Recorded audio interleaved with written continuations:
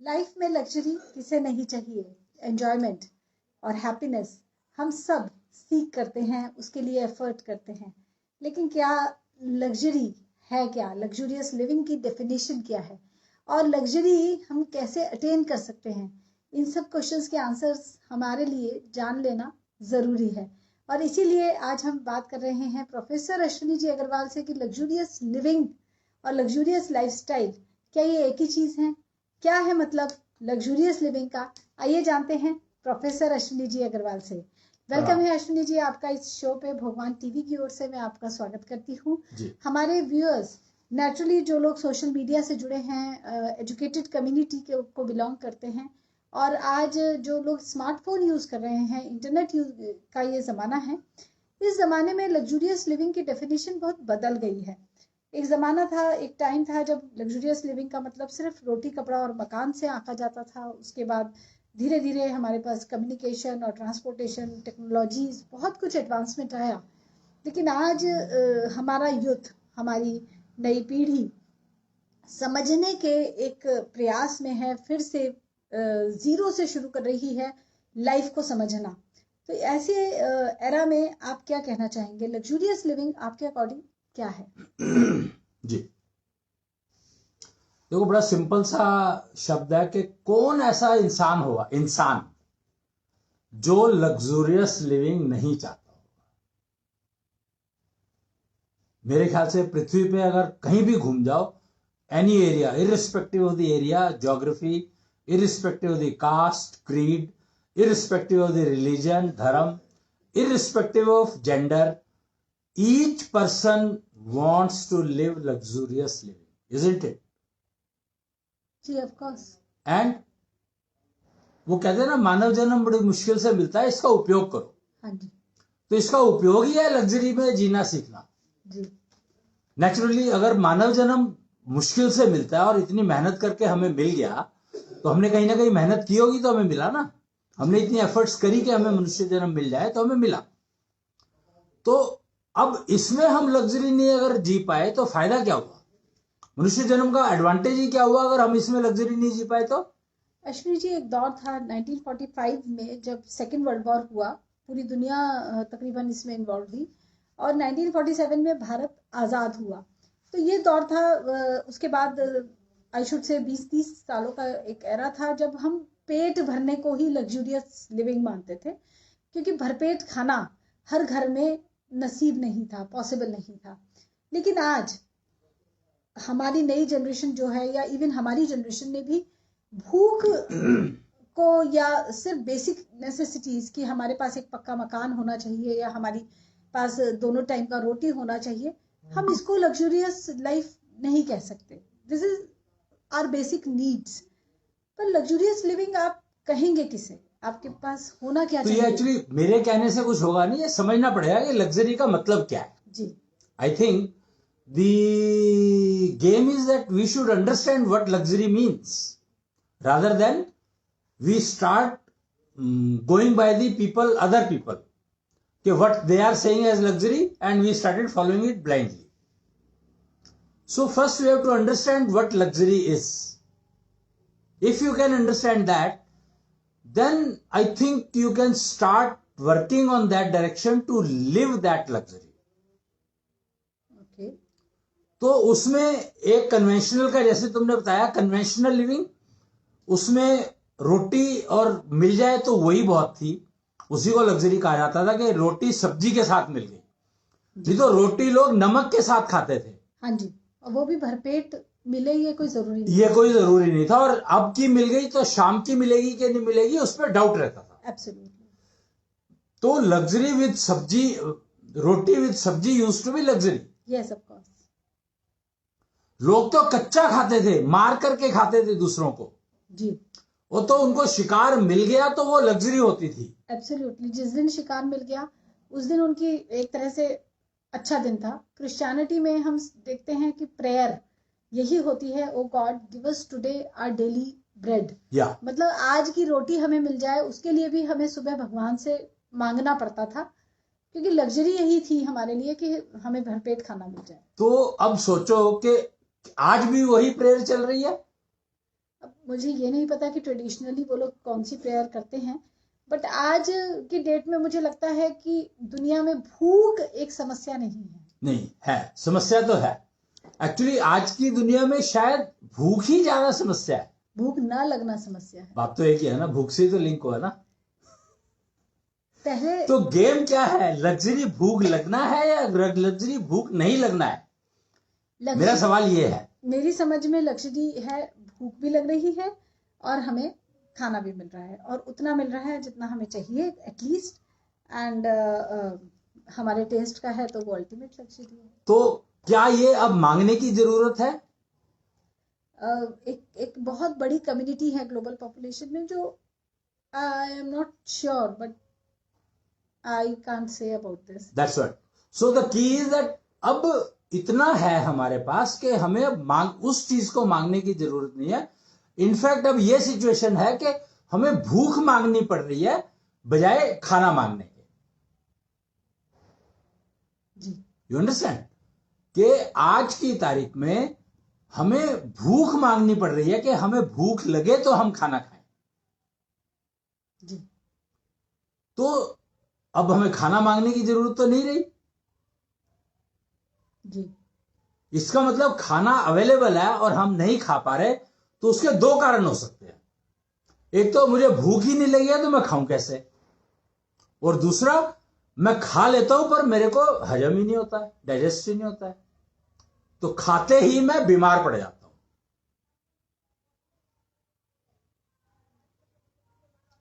तो इसका मतलब क्या हुआ कि हमें पहले रोज का खाना मिल जाए, ये हम कहते थे, भगवान जी से प्रार्थना करते थे कि हमें रोज का खाना मिल जाए जी, और अब हमारे पास खाना इतना है कि हम ये कहते हैं कि हमें खाना वो चाहिए जो हमें बीमार ना कर दे।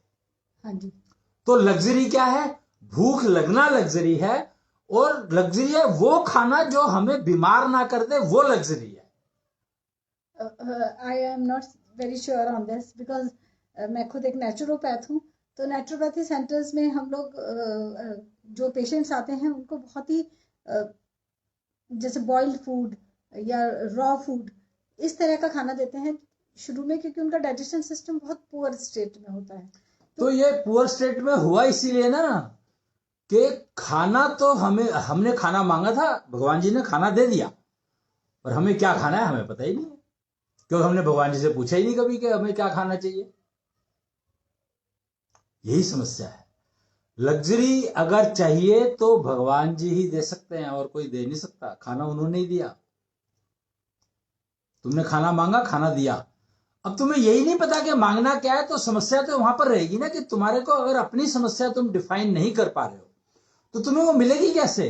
क्या तुमने कभी मांगा भगवान से लग्जरी दो मुझे? तुमने मांगा मुझे कार दो, तुमने भगवान से लग्जरी नहीं मांगी। अगर तुम भगवान जी से लग्जरी मांगते तो तुम्हें लग्जरी मिलती। तुमने खाना मांगा, वो खाना नहीं मांगा जो तुम्हें सूट करता हो। अगर तुमने वो खाना मांगा तो मुझे वो खाना दो जो मुझे सूट करता है, तो वही मिलता। तो आपकी नजर में लग्जूरियस लिविंग का मतलब यह है कि हमें भूख लगती हो? नहीं, और भूख लगती हो इज नॉट लग्जरी। भूख तो लगती है, आज नहीं लगेगी, कल लगेगी, कल नहीं लगेगी, परसों लगेगी। देर में भी टाइम गैप बिटवीन टू भूख, हाँ जी, बट भूख तो लगेगी। तो भूख लगना is not luxury. Okay. Luxury is that I should be able to eat best and suitable to me. Best and suitable to me, की is suitability. Okay, so I should be prepared to pick. भगवान जी ने खाना दे दिया, but I should be able to pick that khana out of that total khana, that component, that product, that item which suits me. So उसके लिए मुझे अपने आप को तैयार करना पड़ेगा। जी, बैलेंस डाइट जिसको कहते हैं वो एक टाइम पास है, मतलब बेकार की बात है। बैलेंस डाइट वो है जो मेरे कंपोजिशन को डिस्टर्ब ना करे। तो luxurious living is all about our health. Luxurious living का मतलब शायद यही है, पहला सुख निरोगी का है। नहीं, क्योंकि ये मैं इसलिए नहीं कह सकता क्योंकि काया का भी मतलब नहीं पता लोगों को। काया इज हमारी बॉडी, हमारा शरीर, हमारा एनाटॉमी। तो जिंदा और मरा हुए में क्या फर्क? ऑफ कोर्स जीता। That's what body is body, dead body भी तो बॉडी है। उसको हम शव कहते हैं, काया नहीं, या मृत काया कहते हैं यार ये क्या लॉजिक हुआ? तो मृत का जीवित, इसी उलझन में फंसने के बाद तो तुम्हारी लग्जरी चली गई। लग्जरी वर्ड ही लिविंग एंटिटी के लिए एग्जिस्ट करता है, डेड एंटिटी के लिए नहीं। क्यों कहते हैं ना कि जब उसकी शव यात्रा करी गई तो बहुत उसमें वो था, बैंड बाजा बजाया गया, और वो क्योंकि बहुत उसके पोते पड़ोते, मतलब they had a very good living and they had a very good generation. वो 4 पीढ़ी देख कर गए, 5 पीढ़ी देख करके गए, तो उनकी फिर शव यात्रा बड़े उससे निकाली जाती है ना। ओके तो इसलिए that you can say body अगर जिंदा या मरा हुआ, ये फर्क समझना होगा हमें। जीवित हो तो आपको लग्जरी चाहिए। लोग तो कहते हैं कि जब मैं मरूं तो उसके बाद भी मुझे लग्जरी चाहिए। Grand parents, great grand parents कह के जाते हैं कि मेरी यात्रा जो है ऐसी होनी चाहिए कि लोगों को पता लगे कि हाँ, मैं दादी पोतों के साथ मैं शरीर छोड़ा है, तो मेरी जनरेशन इस पीढ़ी तक चली गई। You understand? तो what I am trying to say is कि निरोगी काया में पहले काया शब्द को समझो जी। निरोगी काया मीन्स जीवित प्राणी जी। तो जीवित प्राणी में सबसे पहले ये पता है कि तुम्हारा शरीर जीवित है कैसे। एक स्टेटमेंट चल रही है मार्केट में कि 5 तत्वों से सारी कुछ बना है, तो जीवित और मृत में क्या फर्क है? तो लोग कहते हैं जी जीवित में आत्मा होती है, मरे में आत्मा नहीं होती है। मैंने कहा तो आत्मा तो तत्व है नहीं जी। अगर आत्मा तत्व नहीं है तो फिर भैया ये 5 तत्वों से बना क्या है, ये तो बताओ।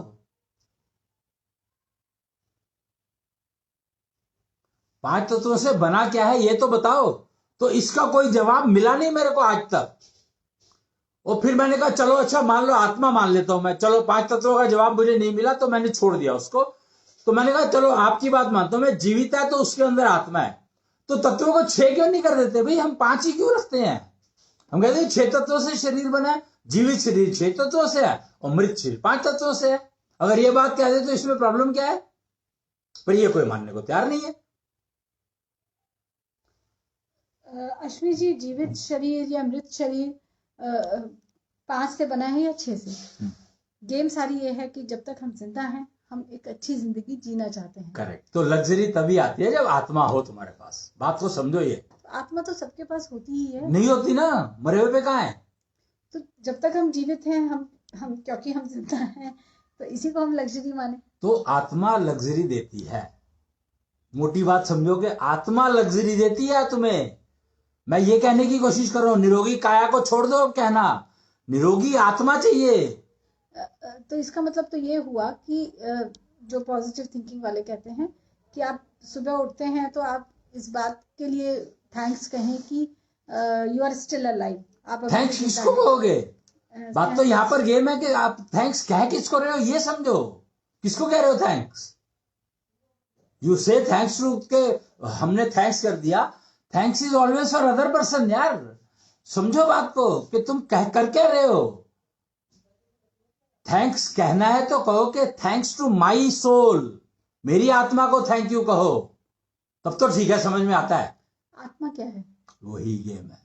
आत्मा क्या है ये समझना। आत्मा इज लग्जरी। आत्मा इज लग्जरी। आत्मा जो है वो लग्जरी है आपकी लाइफ में, क्योंकि आपने आत्मा को इतना कितना ब्यूटीफुली कृष्ण ने एक्सप्लेन किया महाभारत में। आत्मा को इतना सुंदर तरीके से उन्होंने बताया, समझाया, पर हम लोगों ने उनकी बात मानी नहीं, समझी नहीं, मानी नहीं, या पता नहीं, हमें कुछ नहीं पता, कुछ नहीं कह सकते। आत्मा इज प्योर लग्जरी। आत्मा को आप लग्जरी कैसे कह रहे हैं? आत्मा जब तुम्हें पता ही नहीं है तो फिर तो मैं जो कहूंगा वो मानना पड़ेगा ना, क्योंकि वो जीवित रख रही है तुम्हें।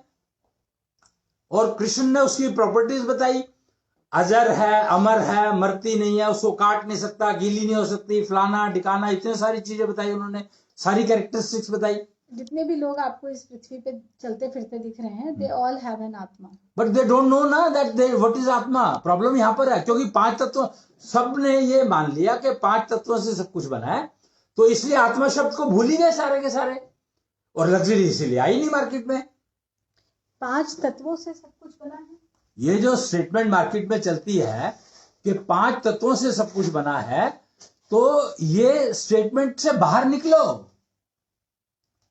इस स्टेटमेंट से बाहर निकलना ही पड़ेगा अगर लग्जरी में जीना चाहते हो तो। मैं सिर्फ I am talking about why how to live in luxury. You ask me a question कि लग्जरी क्या है, तो मैंने लग्जरी को डिफाइन किया है कि लग्जरी इज योर आत्मा। Now you start understanding what आत्मा इज। किसने आत्मा के बारे में क्या कहा है क्या नहीं कहा है वो समझो, और फिर आत्मा को लग्जरी समझोगे तो उसका यूज करना शुरू करोगे। वो मैं बता सकता हूं। अगर आप आत्मा को लग्जरी मान लेते हो तो I can assure that I can guide you to live in luxury.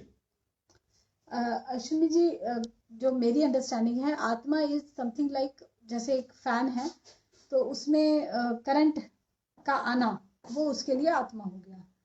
तो आत्मा है तो हम चल फिर रहे हैं, बोल रहे हैं, we are in active state. आत्मा नहीं है तो we are in dead state, शव हो जाते हैं।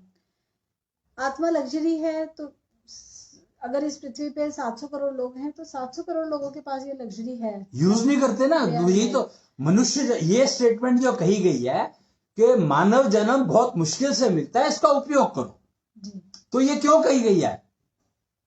इसलिए कही गई है कि इस जन्म में, इसी जन्म में सिर्फ संभव है आप अपनी आत्मा का उपयोग करना सीख सकते हो। आत्मा का उपयोग जी, ये क्या चीज है? आत्मा का उपयोग हम कैसे कर सकते हैं? हाँ, तो आत्मा का उपयोग करना जरूरी है, और आत्मा को लग्जरी मान लो। दी वर्ड आत्मा को डिफाइन, अगर डिफाइन समझना है तो लग्जरी मान लो उसको, कि आत्मा लग्जरी है और वो लग्जरी तुम अपने जीवन में यूज कर सकते हो, और वो यूज करोगे क्योंकि वो आत्मा सबकी अपनी अपनी है, तो आप उसको यूज करोगे। उसको ना भगवान का अंश कहा गया है। आत्मा को कहते हैं ना कि वो क्या कहते हैं पता नहीं, आत्मा को भगवान का अंश माने, कहते हैं हर एक के अंदर आत्मा भगवान का अंश है जी। तो भगवान तो लग्जरी में, भगवान अगर लग्जरी में नहीं होंगे तो फिर भगवान होने का वो क्या हुआ? भगवान ही तो लग्जरी देते हैं। तभी मैंने कहा कि आपने अगर भगवान से लग्जरी मांगी होती तो आपको वो खाना मिलता जो आपको सूट करता है। अश्विनी जी, आप तो स्पिरिचुअल एंगल पे ले गए। स्पिरिचुअल क्या होता है? साइड पे आप ले गए। दैट्स द प्रॉब्लम कि आपने ये शब्द बना दिए बहुत सारे। I am talking about if you want luxury you have to get into atma, you have to understand atma. Atma is luxury, pure luxury is only atma can give to your body. निरोगी काया की जगह पे आप ये समझो कि अगर आत्मा का यूज करना शुरू कर दिया आपने तो आपकी काया निरोगी होगी। यही एक जवाब दे सकता हूं मैं। निरोगी काया रखने का एकमात्र रास्ता है कि आप अपनी आत्मा का उपयोग करना शुरू करो, लग्जरी सीखो, उससे लग्जरी में रहना सीखो। आत्मा ही देती है लग्जरी। आत्मा is pure luxury that can only give you luxury. आत्मा अजर है, अमर है, उसको कोई काट नहीं सकता। तुम्हारा क्या गया, तुम क्या साथ में लाए थे, आत्मा ऑल दैट स्टफ जो गीता में बताया जाता है, गीता सार के नाम से हमने भी पढ़ा है। लेकिन उससे ठीक है, वो मेंटल पीस के लिए अच्छा है। मेंटल पीस की बात ही नहीं हो रही यहाँ पे। एक बात बताओ मेरे को, मैं निरोगी काया को डिफाइन कर रहा हूं। मैंने पहले ही पूछा कि निरोगी काया किसको कहते हैं, इसीलिए कि निरोगी काया को मैं डिफाइन कर रहा हूँ। आत्मा सबके पास है, लेकिन किसी का अगर मेडिकल रिपोर्ट में आया कि आपकी शुगर हाई है, या आपको हार्ट में ये प्रॉब्लम है, ईसीजी नॉर्मल नहीं आया है, या ब्लड टेस्ट रिपोर्ट नॉर्मल नहीं आई है, तो इसे कहते हैं कि उनको बीमारी आ गई है। हाँ, आत्मा तो उनके पास भी है। तो पर आत्मा का यूज नहीं किया इसलिए तो बीमारी आई ना। प्रॉब्लम तो आप आत्मा रूट कॉज समझो बीमारी आने का। रूट कॉज बीमारी आती है जब आपका, जितना आप आत्मा को कम यूज करोगे उतने बीमार होने के चांसेस ज्यादा है। रूल ये है, बड़ा सिंपल सा रूल है कि आप ये समझ लो कि जितना आपने आत्मा को कम उपयोग करा उतना ही आप बीमार ज्यादा होने के चांसेस बढ़ा रहे हो। इतनी सी बात समझ लो, लग्जरी अपने आप आने लगेगी। क्योंकि आत्मा का काम है लग्जरी देना, और आप आत्मा पे अगर कंसंट्रेशन शुरू कर दो कि आत्मा का लग्जरी यूज करनी है मुझे, जो आत्मा के पास लग्जरी है वो चाहिए मुझे, आप आज देखो आपकी लाइफ कितनी बढ़िया हो जाएगी। तो अगर रोगी निरोगी काया 100% एश्योर्ड है अगर आप आत्मा का पूरा यूज करना शुरू कर दो। किस तरह के सिम्टम्स किसी भी ह्यूमन बीइंग में दिखेंगे अगर वो पर्सन आत्मा का यूज कर रहा है या कर रही है? एफिशिएंसी सबसे पहली चीज दिखेगी कि वो 8 घंटे में काम करने के लिए है मान लो, तो 8 घंटे में उसको कितनी थकान हो जाती है, that is the key. First parameter is efficiency. जो आदमी आत्मा का थोड़ा भी यूज कर रहा है तो उसकी एफिशिएंसी बहुत बढ़िया होगी। जाने अनजाने can be a different factor all together, but अगर जिसके जिंदगी में वो है बीमारियां नहीं है या वो थकान नहीं होती, आत्मा का सबसे पहला जो रिजल्ट है, आत्मा के यूज का सबसे पहला रिजल्ट है आपकी लाइफ से थकान नाम की चीज गायब हो जाएगी।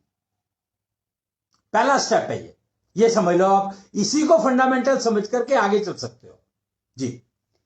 मीन्स आत्मा का यूज करने वाले पर्सन को थकान नहीं होगी, पहला स्टेप थकान नहीं होगी। और ये एक तरह की लग्जरी हो गई हमारी लाइफ में कि हमारी एफिशिएंसी अच्छी है और हम थकते नहीं।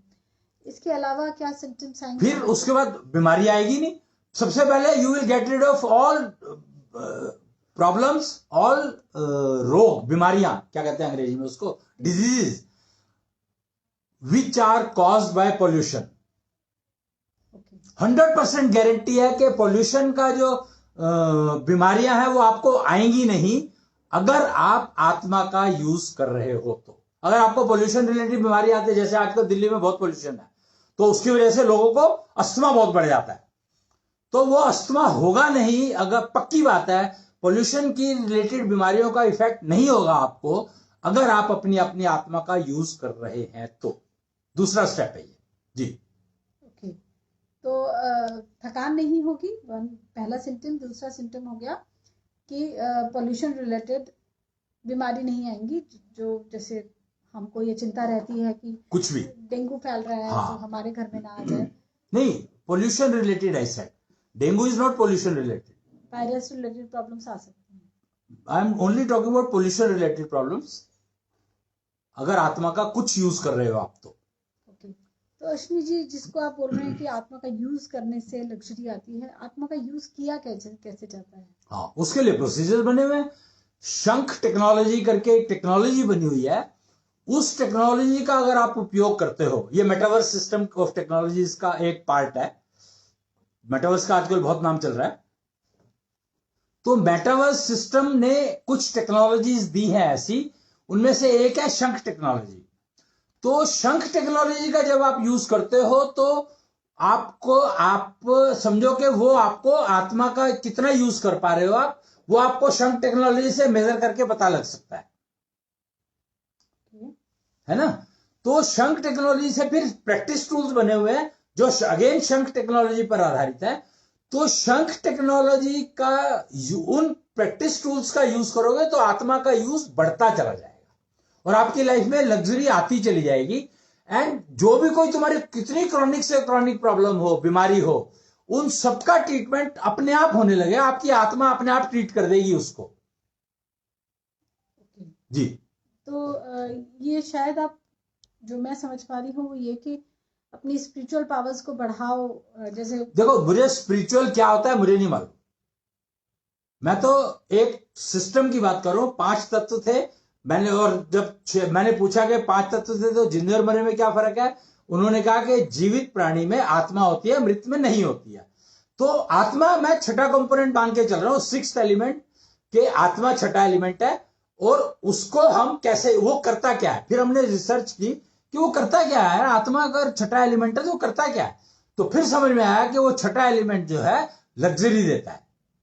तो उससे लग्जरी कैसे लेनी है, उसके लिए फिर ये शंख टेक्नोलॉजी का विकास किया गया जी।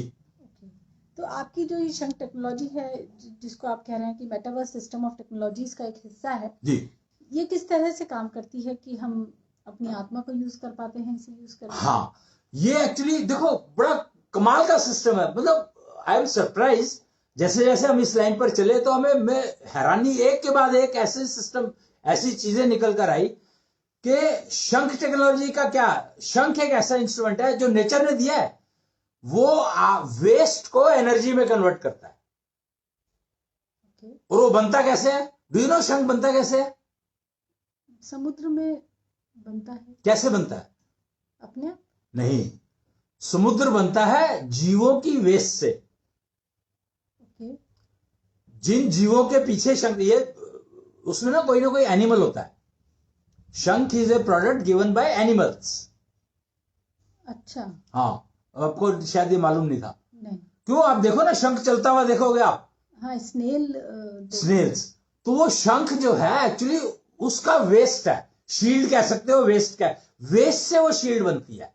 मतलब शंख is a waste which is excreted by या which kind of waste I don't know that. Okay, excreta ही है वो। हाँ, एक तरह का। तो वो वेस्ट जो, उससे जो शंख बनता है, वो शंख आपकी वेस्ट को साउंड एनर्जी में कन्वर्ट करता है। महाभारत देखो, रामायण देखो,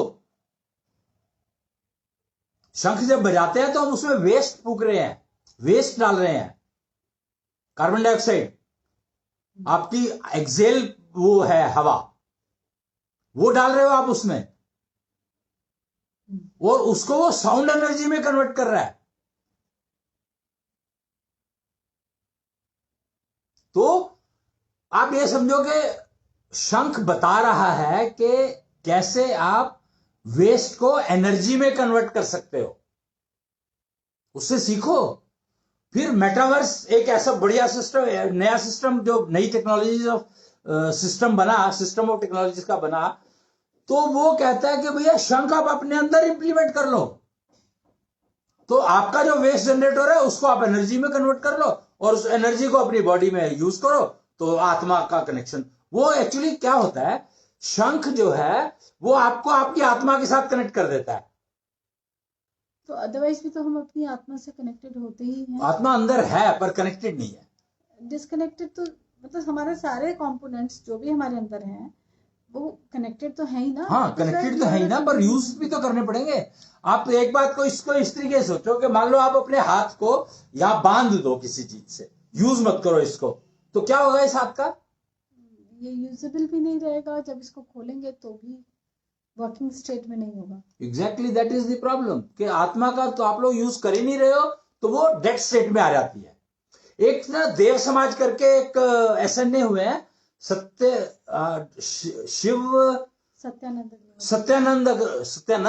सत्यानंद अग्निहोत्री हुए हैं, एक पुराने एक देव समाज का उन्होंने गठन किया था, सोशल रिफॉर्मर। तो सोशल रिफॉर्मर है एक। उन्होंने आत्मा को कहा मर जाती है आत्मा। तो मैंने उनके जो फॉलोअर्स हैं, उनकी तो वो तो शरीर छोड़ चुके हैं, मैंने कहा उनके फॉलोअर्स को कहा ये तो फिर बहुत अच्छी बात है, अगर आत्मा मर जाती है तो फिर तो आपकी तो जिंदगी में आपको मुक्ति मिल गई। आत्मा अगर मर गई तो इसका मतलब मुक्ति मिल गई। तो वो घबरा गए एकदम से, कहते यार ये कैसे हो सकता है। तो उनको डाउट होना शुरू हो गया कि जो एसएनए ने कहा है वो ठीक है कि गलत है। आत्मा कभी मरती नहीं है, पर आत्मा का उपयोग ना करो तो वो ऐसी हो जाता है जैसे हाथ के ऊपर आपने कुछ बांध करके रख दिया, अच्छा भला हाथ था, पर आप किसी ने आपके हाथ को बांध करके छोड़ दिया, उसका यूज नहीं कर पाया, तो हाथ का क्या होगा? मरे बराबर हो गया कि नहीं हो गया? तो वही आत्मा को उन्होंने एसएनए ने यही गलत समझ लिया। हाथ मरा थोड़ी है, हाथ तो है आपके पास अभी भी, पर यूज नहीं हो पा रहा। तो मरने का मतलब यह नहीं है कि यूज नहीं हो पा रहा। मरने में और सोने में फर्क समझो। तो इसलिए आत्मा कभी मरती नहीं है। कृष्ण ने सारे पैरामीटर बताए हैं, लेकिन हम लोग उसका उपयोग नहीं करते तो लग्जरी नहीं मिलती हमें। लक्ष्मी जी ऐसा कहते हैं कि जिन लोगों ने बहुत ज्यादा दूसरों को मारते हैं, डिस्टर्ब करते हैं, तो हम आम भाषा में एक लाइन यूज करते हैं कि इसकी तो आत्मा ही मर चुकी है। मीन्स ये बेईमानी की सारी लिमिट्स क्रॉस कर गया है ये पर्सन। आत्मा मर चुकी का मतलब हम लोग कॉन्शियस से लगाते हैं। हाँ, तो ये फर्क समझना होगा। मैं जो है कॉन्शियस की बात नहीं कर रहा हूं, आई am talking about purely an element. जैसे मन है कि मन को देखा नहीं जा सकता, दिमाग बुद्धि को देखा नहीं जा सकता, मेमोरी को समझ सकते हो आप पर बुद्धि को नहीं देख सकते, ठीक है ना। ऐसे ही आत्मा को देख नहीं सकते आप। तो ये समझना पड़ेगा आपको कि आत्मा जो है फिजियो वर्चुअल कंपोनेंट है पर दिखता नहीं है, मन है पर दिखता नहीं है। तो इसलिए आत्मा को समझना बहुत बहुत जरूरी है, आवश्यक है, अगर आपको लग्जरी चाहिए तो, क्योंकि आत्मा ही लग्जरी देती है।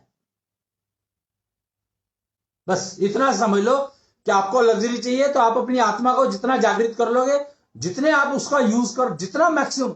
अच्छा, एक और सबसे बड़ा जो वो है पॉइंट है इसमें नोट करने का, कि इसका आप जितना मर्जी एक्सप्लॉइट कर सकते हो इसको, आपको इन्फिनिटी।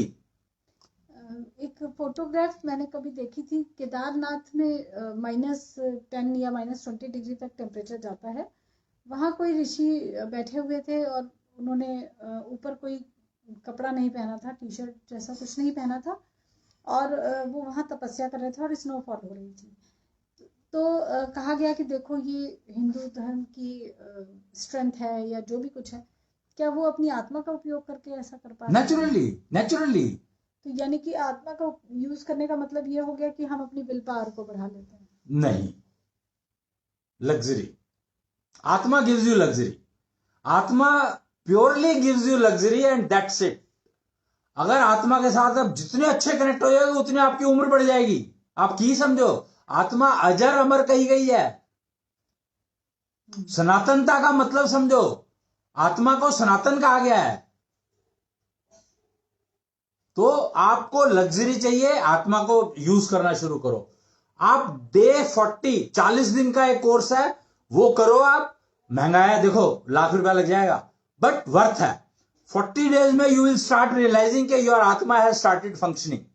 40 डेज, 1.25 लाख रुपए का कोर्स है, 40 दिन का कोर्स है। केतु इंस्टीट्यूट है कोई, केतु विज्ञान इंस्टीट्यूट, वहां पर होता है ये कोर्स, कर लो। बहुत बहुत सुखी रहोगे आप। आपको पहला स्टेप रियलाइज होना शुरू हो जाएगा कि आपकी आत्मा आपको देने लग गई।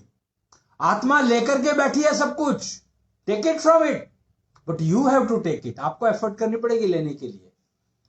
तो वो 40 दिन की ट्रेनिंग प्रोग्राम है, अटेंड कर लो और आपकी आत्मा आपको देने लगेगी लग्जरी, वो चीज।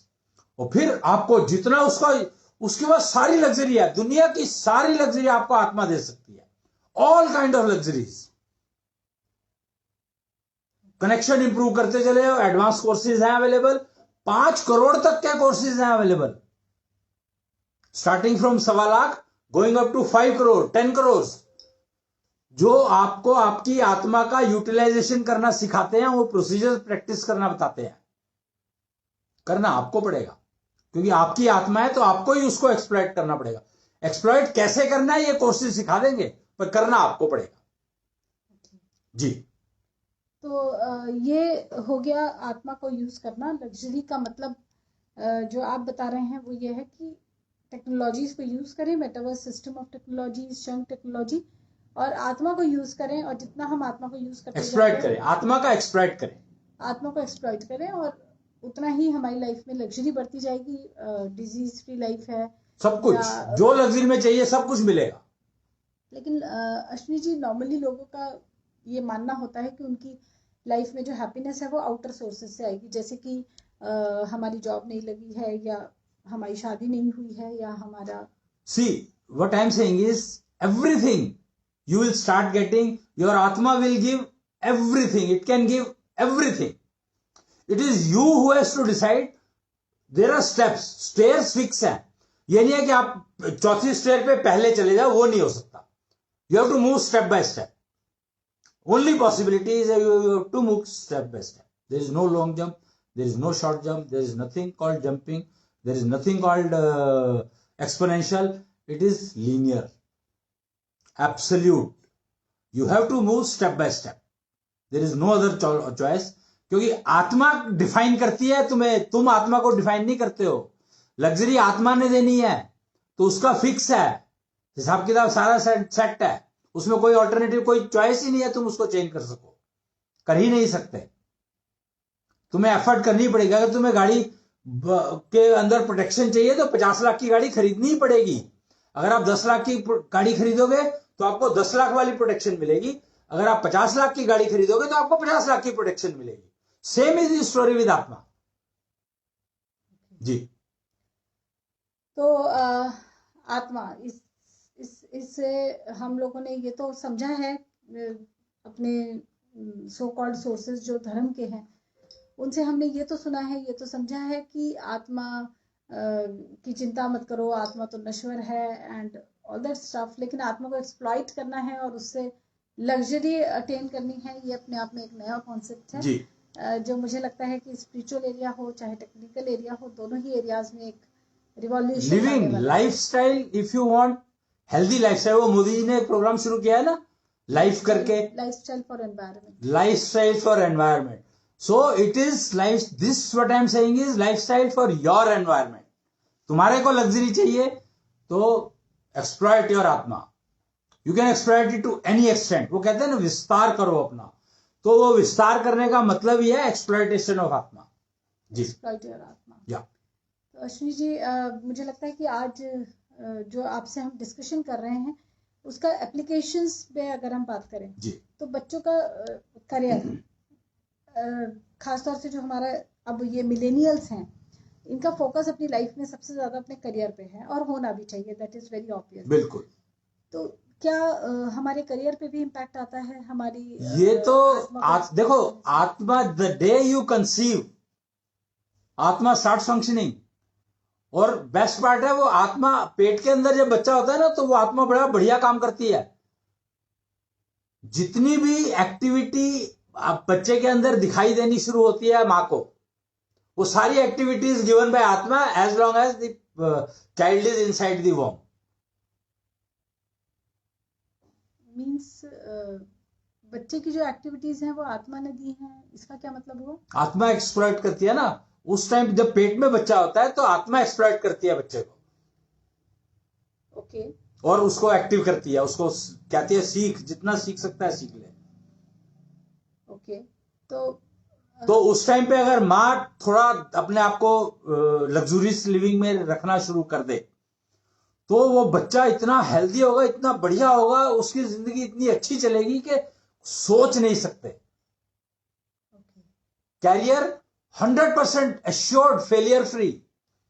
मैं अब बात कर रही थी हमारे आज की यूथ कम्युनिटी, जो बच्चे अभी टीनेज में हैं या 20s में हैं, who are really trying hard to settle down in their career, but again competition ऐसा है, इकोनॉमी ऐसी है, कंडीशंस ऐसी हैं कि एक परेशानी बनी रहती है। तो मैं कह रहा हूं कि उनके पेरेंट्स को चाहिए कि आज से ही उनको आत्मा जागरण का सिस्टम शुरू करवाएं, जो मैंने केतु विज्ञान इंस्टीट्यूट का बताया। आज से ही उनको एडमिशन दिलाएं उसमें, और 40 दिन के अंदर आप फर्क अपने आप देख लेना उनके अंदर, आपको बच्चों के अंदर फर्क दिखाई देगा instantly, and it is only 40 days. और अगर फर्क ना दिखाई दे, इट्स विद द मेजरमेंट। तो जब आप बच्चे को लेकर के आगे उस समय की जो मेजरमेंट है, और जब जा रहा है बच्चा उस समय की मेजरमेंट में अगर इंप्रूवमेंट दिख रहा है तो इसका मतलब समझो कि आत्मा जागृत होनी शुरू हो गई है। Just ensure that he maintains that procedure. Okay, मतलब बच्चे के करियर के लिए हमें आत्मा जागृत करानी है, और अगर किसी की भी आत्मा जागृत है, जैसे होता है कई बार, हाँ ठीक है, तो कैसे हो सकती है? स्टार्टअप चल रहा है, फेल हो गया, या हमने इंजीनियरिंग तो कर लिया है बट जॉब नहीं लग रहा है, या हम जॉब में खुश नहीं हैं, इस तरह की प्रॉब्लम्स नहीं आएंगी अगर बिल्कुल नहीं आएंगी, कतई नहीं आएंगी, एब्सोल्युटली नहीं आएंगी, पक्की बात है। एक और एस्पेक्ट है हमारी लाइफ का जिसके बारे में जितनी बात की जाए वो कम है, वो है हमारा रिलेशनशिप्स। इसमें सबसे इम्पोर्टेंट है मैरिज का रिलेशन या लव रिलेशंस, जिसमें कॉम्प्लेक्सिटीज बहुत ज्यादा बनी हुई हैं आज की डेट। वो इसीलिए बनी हुई है क्योंकि आत्मा दोनों की डेड है। यहाँ पे डेड का मतलब है अनयूज्ड, डेड का मतलब है अनयूज्ड। फिर इसमें कहा जाता है कि पुराने लोगों में तो इतना प्रॉब्लम नहीं होता था, अब होता है। ये तो कहा जाता है ना। नहीं, अगर हम स्टैटिस्टिक्स भी देखें तो हमारे ग्रैंड पेरेंट्स के जनरेशन में शायद एक भी ब्रेकअप्स या डिवोर्सेस नहीं थे। वो इसलिए नहीं थे क्योंकि सिस्टम नहीं था डिवोर्स का। बड़ी सिंपल सी बात है। नहीं, डिस्टरबेंसेस अब ज्यादा हैं। क्योंकि डिवोर्स का सिस्टम बनाना पड़ा। डिस्टर्बेंस पहले भी थे पर डिवोर्स का सिस्टम नहीं था। बात को समझो, फर्क समझो। एजुकेशन नहीं थी। जब जैसे जैसे एजुकेशन आई वैसे वैसे समस्याएं दिखनी शुरू हुई। Education has only started showing the problems. Problems पहले भी थी सबको, ऐसा नहीं है प्रॉब्लम नहीं थी। पहले कहते थे कि लोगों में एक एडजस्टमेंट की फीलिंग रहती थी, कहते समाई रहती कहते थे। और हमने भी देखा है जैसे भी हालात होते थे फीमेल यूज टू एडजस्ट। तो फीमेल एडजस्ट करती थी। एडजस्टेड। देखो गेम क्या है, फीमेल एडजस्ट क्यों करती थी ये समझो। उस तरह का एक इकोसिस्टम था कि नहीं, ये बहुत ही मिथ्या है, मिथ्या विश्वास, मिथ्या ज्ञान है ये। Female always knew she is more much more smarter and she knows how to adjust where. Male has not been taught that. That is the problem. Female has been given 6 sense, male has been given only 5. Try to understand. I am talking about senses, not तत्व। तत्वों को 5 को 6 कर दिया मैंने, आत्मा को जोड़ दिया, बट सेंसेस की बात नहीं कर रहा हूं मैं। Female is born with 6 senses और उसको 6 सेंस हैंडल करना नहीं सिखाया उस किसी ने, तो क्या करे कोई। एजुकेशन ने उसको बता दिया कि भाई 6 सेंस होती है उसकी, अब उसको हैंडल मैनेज करना सीखना, उसको हैंडल करना सीख ले तो उसकी लाइफ बढ़िया हो जाएगी। Now you have 2 things, female gender 6 sense and आत्मा, दोनों को करना है उसको, दोनों की एक्टिविटी करनी है उसको। आत्मा और 6 सेंस के आपस में कनेक्टेड है? नहीं, कैसे कनेक्टेड हो जाएंगी? 6 sense is a physical sense और आत्मा इज मन की तरह से है। मैंने अभी तो बताया कि मन, दिमाग और आत्मा। दिमाग means decision making, not memory, बुद्धि जिसको कहते हैं। तो आत्मा मन और बुद्धि की तरह का कंपोनेंट है, जबकि सेंसेस आर आंख, नाक, कान। जी। तो फीमेल की 6th सेंस से भी उसको वो ड्राइव करती है लग्जरी। हाँ, मतलब लग्जरी तो देगी तो सिर्फ वो आत्मा ही। हाँ जी। लग्जरी सिर्फ आत्मा दे सकती है और कोई नहीं दे सकता। 6 सेंस तुम्हें फील करवा सकते हैं कि तुम लग्जरी में रह रहे हो कि नहीं रह रहे हो। और मेल के पास तो 6 सेंस नहीं है, तो उसको जरूरत नहीं है, उसको 5 सेंसेस से काम चलता है, तो उसको फील 5 सेंसेस से हो जाएगा पक्का, 100% गारंटीड। तो luxury is something which needs to be understood well now, because एक अंधी सी दौड़ में हम लगातार भागते चले जा रहे हैं जिसका कोई एंड नहीं दिख रहा। This is well defined. Luxury आत्मा देती है, this is a very well defined and Krishna told about it, but we could not understand. जी। तो लग्जरी हमें मिलती है आत्मा से जी, और आत्मा से लग्जरी कैसे लेनी है ये हमें सीखना होता है। इसके लिए जी। कुछ प्रोसीजर्स हैं जो अगर हम यूज करना शुरू करें तो धीरे धीरे हमारी लाइफ में। भाई आप इसको इस तरीके से सोचो ना कि आपके पास हाथ है, बड़ा सिंपल सा एग्जांपल मैंने दिया। हाथ है, अगर आप उसको बांध दोगे तो इसका क्या होगा? हाथ आपके पास अभी भी है but it has become non functional. तो यानी कि जो हमारी लाइफ में डिस्टर्बेंसेस हैं उसका रूट कॉज ये नहीं है कि कलयुग है, नहीं, ये सब बेकार की बातें हैं। नथिंग, खराब है, कुछ नहीं। सिर्फ एक ही प्रॉब्लम है कि हमने अपनी आत्मा को यूज नहीं करा। एक्चुअली किसी ने सिखाया नहीं, एजुकेशन में से। ये कृष्ण ने जागृत की थी। वो एक ना, आपको अगर ध्यान हो, एक समुद्र मंथन हुआ था सतयुग में। तो कृष्ण ने ज्ञान समुद्र मंथन किया था, कुच्छल वेद निकला उससे, और कुच्छल वेद में ये सारी जानकारी है। जी।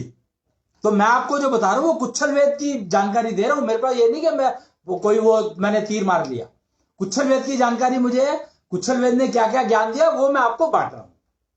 तो ज्ञान समुद्र मंथन से निकला है कुच्छल वेद, और कुच्छल वेद से ये इंफॉर्मेशन हमें मिलती है जी कि आत्मा से ही लग्जरी आप ड्राइव कर सकते हैं, करेक्ट, नारी ज्ञान, खींच सकते 6 senses, 5 senses, synchronization of senses, gender contradiction, ये सारी इंफॉर्मेशन जो है कुच्छल वेद से निकली है जी। ओके नया समय चक्र तक भी उससे निकला है। 2 तरह के नए समय चक्र निकले हैं, एक डेसिमल बेस्ड टाइम सिस्टम और एक करंट टाइम सिस्टम की रिप्लेसमेंट, जो कि आपकी एक्चुअली उनको इंटीग्रेशन इन द सोसाइटी को रिफ्लेक्ट करता है जी। तो अश्विनी जी, मुझे लगता है कि आज के लिए हमारा ये डिस्कशन काफी यूजफुल है पूरी सोसाइटी के लिए जी क्योंकि शायद एक कंफ्यूजन में हम लोग जी रहे थे कि लग्जरी नहीं है के कारण पॉल्यूशन है या सोसाइटी में नेगेटिव एनवायरनमेंट है, इस तरह की चीजें हम लोग बोल रहे हैं, जबकि the fact remains that we are not able to use our आत्मा and that is why we are not able to get the luxury in our life. Actually तो लग्जूरियस लिविंग के लिए आत्मा को यूज करना सीखना है, एक्सप्लॉइट करना है। जितना ज्यादा एक्सप्लॉइट करोगे उतना सुखी रहोगे। Happy living if you want, start exploiting your आत्मा फ्रॉम टुडे जी। तो स्टार्ट एक्सप्लॉइटिंग योर आत्मा from today. Procedures are well defined, technologies are well defined and it is measurable कि कितना एक्सप्लॉइट कर रहे हो, it is measurable using शंख टेक्नोलॉजी, शंख मीटर। तो luxurious living which is happy living, yeah and this is now practically possible जी। तो आज के लिए इतना ही। आपका बहुत बहुत धन्यवाद है हमारे इस प्रोग्राम में आने के लिए। प्रणाम। प्रणाम। जय कृष्णेंद्र। जय जय कृष्ण।